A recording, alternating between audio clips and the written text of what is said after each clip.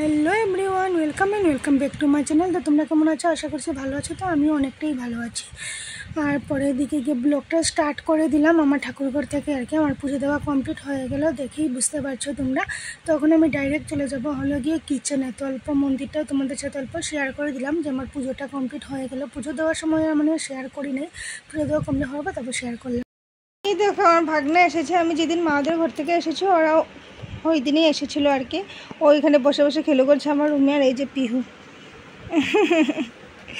পিহুকে এরকম মুখ বানিয়ে রেখেছে বলে তো রেবিটটা বলে ভেঙে দেবে।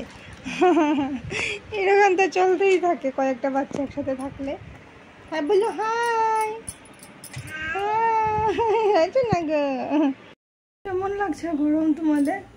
আমার অনেকটা বেশি গরম লাগছে, কেননা রৌদ্র কি উঠছে যেন দেখাচ্ছে তোমাদেরকে।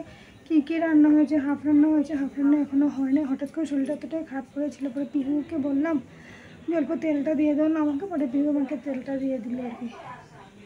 এখানে বানাবো মিষ্টি কুমড়টা। এটা হলো ওই যে বিলাতি ধনে পাতা বলে যে এটা। আর বইদিকে নিকি বানাবো হলো লেবু শরবতটা আর কি।